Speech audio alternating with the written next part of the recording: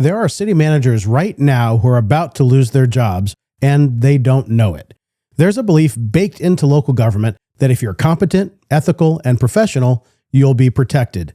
That belief shaped how many of us were trained. It shaped how careers were built. And for a long time, it was mostly true. But today, that belief is quietly ending careers. Not because standards dropped or professionalism stopped mattering, but because the environment around the work changed, and many people didn't realize it had. There are city managers who are highly capable, deeply experienced, and doing the job exactly as they were taught to do it, yet finding themselves increasingly exposed, misunderstood, or suddenly expendable. This episode is about naming a reality that a lot of professionals already feel, but haven't fully articulated. Because competence still matters. It's just no longer sufficient on its own. Listen to the end and you'll walk away with clarity about something many city managers are feeling, but few are naming. You'll understand why highly competent professionals are finding themselves increasingly exposed.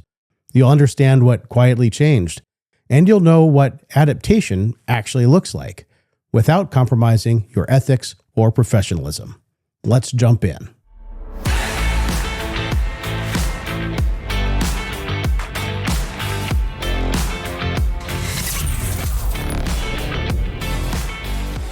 Welcome to Gov360, your full circle view on local government leadership.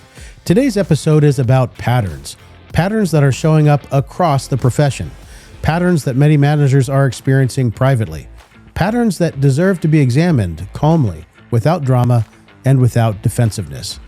If you are an aspiring city manager, this episode may feel like a preview. If you're a sitting city manager, it may feel like validation. If you've already experienced unexpected turbulence in your career, it may feel like someone finally putting language to something you went through. The goal here is not alarmism. The goal is clarity. Let's start with something important. The profession did not betray us. It prepared us for the era it understood. Most city managers were taught a very clear professional formula. Master the technical craft, understand municipal finance, know land use, build a strong executive team, run disciplined meetings, maintain neutrality, avoid unnecessary conflict, deliver measurable results. Let your work speak for itself. And for a long time, the formula worked remarkably well. Institutional stability was stronger then. Council tenures were often longer. Political memory extended further back.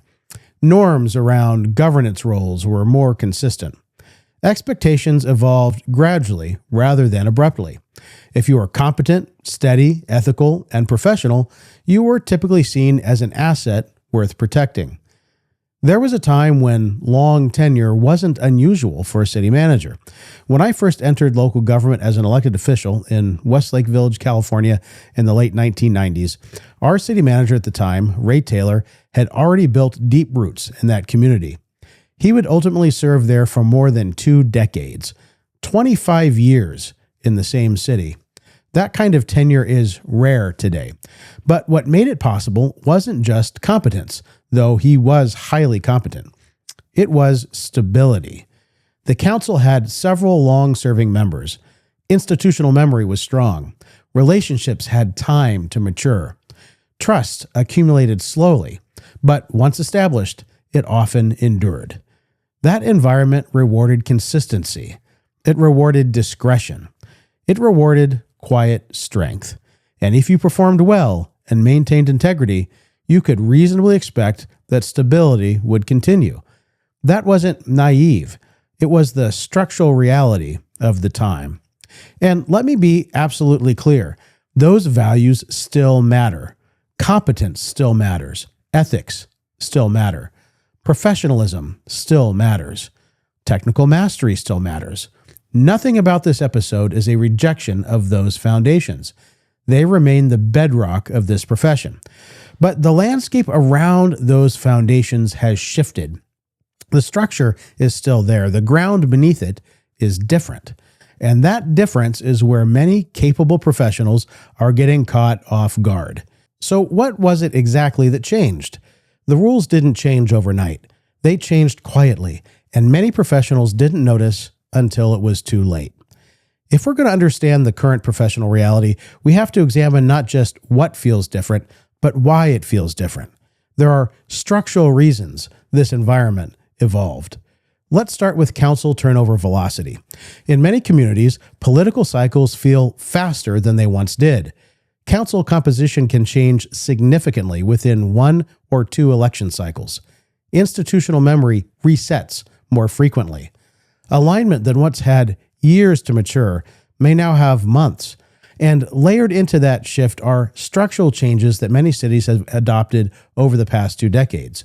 Term limits, for example, are now common. Term limits are often rooted in good intentions, expanding leadership opportunity, encouraging fresh perspectives, preventing entrenchment.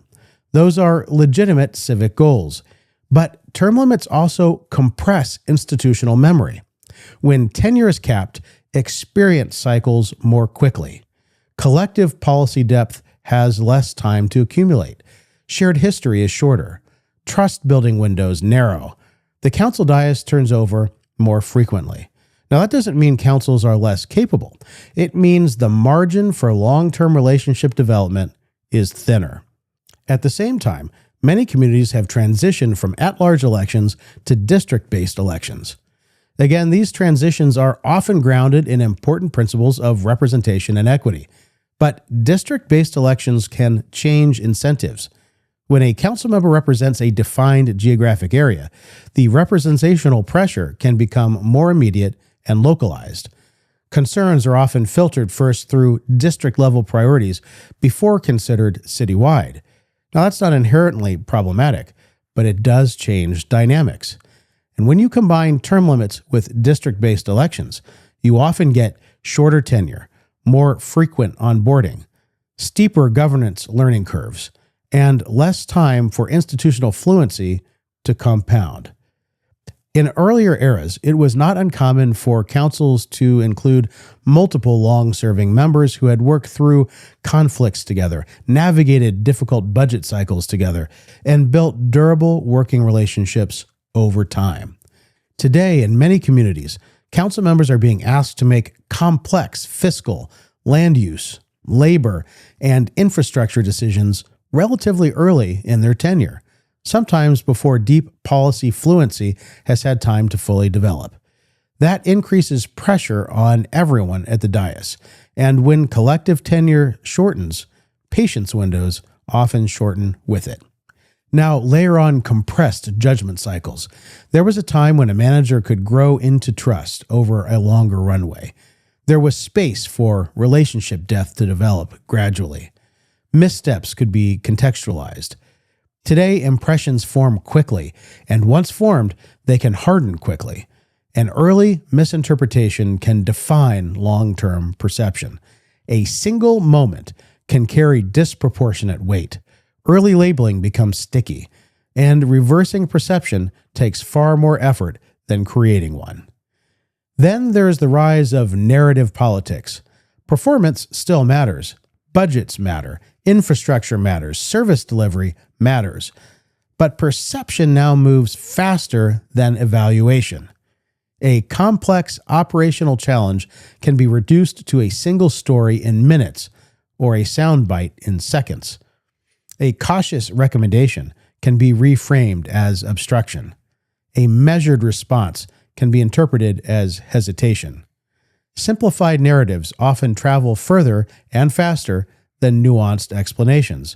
And if you are not aware of narrative formation, you may find yourself reacting to a version of events that formed without your participation. This isn't about spin. It's about recognizing that interpretation now moves at a different speed. Social media amplifies all of this. Judgment is immediate. Commentary is public. Partial information spreads quickly. Nuance struggles. Elected officials feel that pressure directly, and when they feel it, the organization feels it. Tolerance for slow, behind-the-scenes progress has narrowed. The demand for visible responsiveness has grown. Finally, neutrality is increasingly misunderstood. Neutrality used to be interpreted almost universally as professionalism. Now, in some environments, neutrality can be interpreted as absence. Silence can be read as disengagement. Caution can be read as reluctance. Measured language can be misread as evasiveness.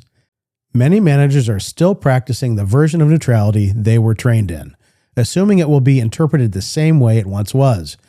But the interpretive environment has evolved, and when institutional tenure shortens, narrative speed increases, and political incentives narrow, neutrality alone may not carry the same protective weight it once did. Again, none of this happened dramatically. There was no announcement, no memo, no formal shift in doctrine. It happened gradually, which is precisely why it was easy to miss. And that quiet shift is what makes competence alone feel increasingly insufficient. So what is the cost of not adapting? This is where competence collides with reality. You can do everything right. Balance the budget, deliver infrastructure, maintain compliance, support council direction, build strong executive teams, avoid scandal, maintain ethics, operate with integrity, and still find yourself increasingly exposed. Why? Because past performance does not automatically translate into future insulation. Because assumed alignment is not the same as sustained alignment. Because being technically right does not guarantee that you are strategically positioned. In a slower, more stable environment, competence accumulated protective weight.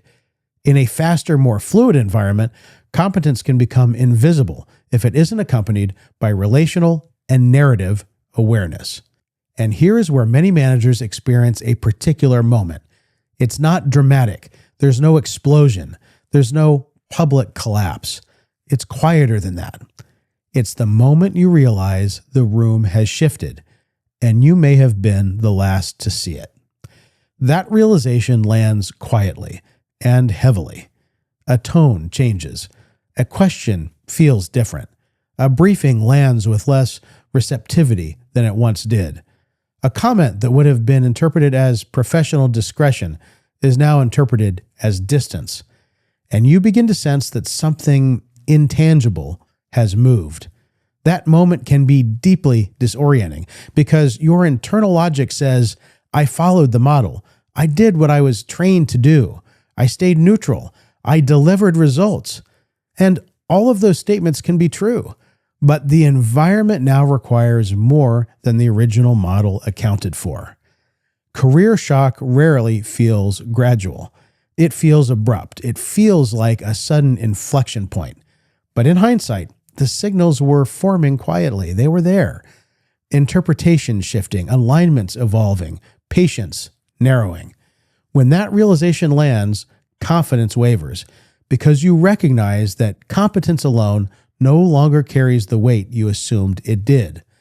That recognition can create identity tension. Many local government leaders define themselves by steadiness, ethical clarity, and technical mastery. When those qualities are not enough to ensure stability, it forces recalibration. Some respond by tightening further, retreating into technical detail. Some respond by becoming overly cautious. Some respond by trying to work harder at the same model. But working harder at an outdated model does not restore protection. Now, this is not about becoming political. It's not about abandoning neutrality. It is about recognizing that the professional operating system has updated, and some of us were still running the earlier version. And if you're listening and thinking, I felt that shift, or I've seen that shift, or even I'm beginning to sense that shift, that awareness is not paranoia. It is professional realism, and realism is the beginning of adaptation. Now let's be precise about what adaptation does not mean. Political literacy is not politics. Understanding how elected officials think is not partisanship. Visibility is not self-promotion. Communicating intentionally is not ego. Courage is not reckless. Speaking with clarity is not grandstanding. Adaptation is not abandonment. It is evolution. The modern local government leader is not just a technician. He or she is a relational strategist operating inside a dynamic political ecosystem. Technical mastery is still required, but strategic awareness is now equally essential. Let me offer 3 disciplined adaptations that preserve professionalism while increasing resilience. First, relationship stewardship as strategy. Trust is not passive. It does not remain stable simply because you delivered a strong performance last year. Relationship requires intentional maintenance, especially during calm periods, especially when nothing seems urgent, especially when alignment appears strong. Proactive relational investment reduces interpretive gaps later. This is not political maneuvering. It is structural risk management. Second, narrative awareness without manipulation. You do not need to dramatize your work. You do not need to exaggerate, but you do need to understand how stories form around decisions. Facts matter, but facts alone rarely carry the full weight of public understanding. If you are not participating in clarifying reality, others will construct a version of it without you. Narrative awareness protects the institution as much as it protects you. Third, disciplined judgment about silence.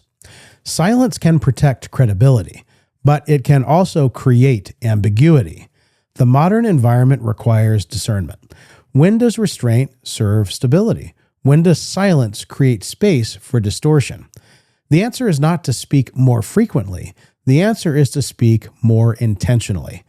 Visibility with purpose, engagement without ego, measured clarity rather than reactive defensiveness. This is not louder leadership. It is more aware leadership. So let's make this concrete, because awareness without action doesn't change outcomes. If the professional operating system has updated, what does that mean in practical terms? What does adaptation actually look like on Monday morning?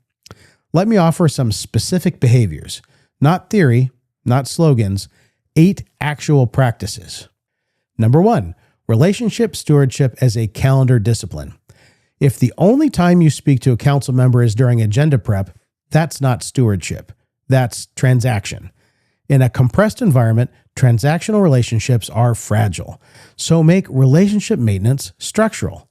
Schedule 1 non-agenda touchpoint with each council member every month. Put it on the calendar, recurring, monthly, not agenda-related. Don't wait for friction to justify it. And remember, this is not the time to lobby. Don't try to persuade on a particular issue. Just spend time together and listen. Ask, what are you hearing in the community right now? What concerns are surfacing that may not be on the agenda yet? Is there anything you're sensing that I should be more aware of? This isn't political. It's environmental awareness.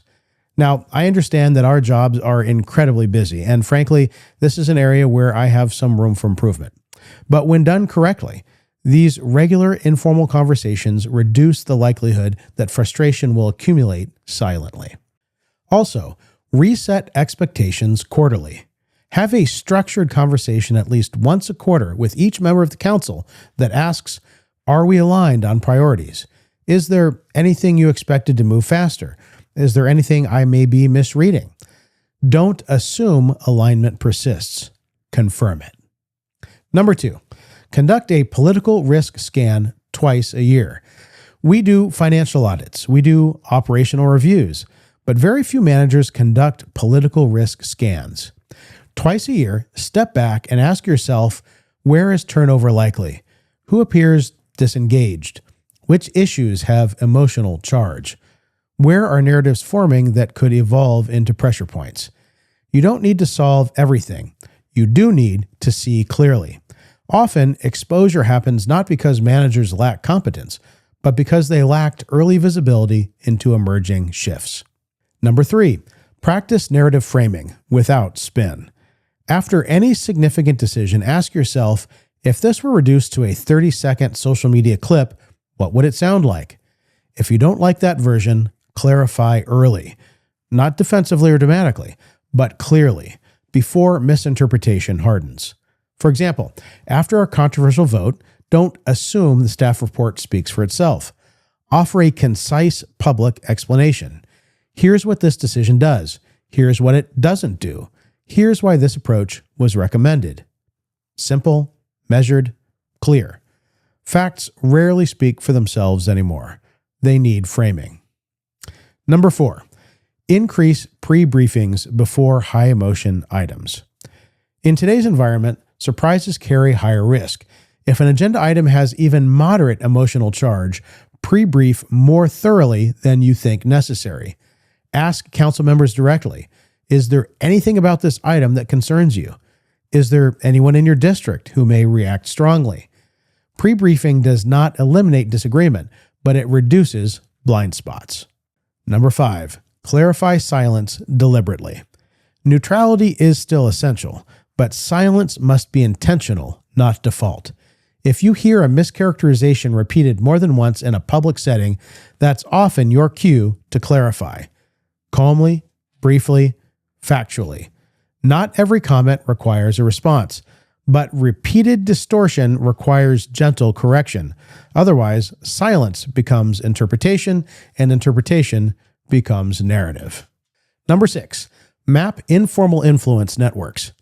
Formal authority is visible. Informal influence is often invisible. This is something I underestimated when I came into a city I previously managed. It was a lesson learned the hard way.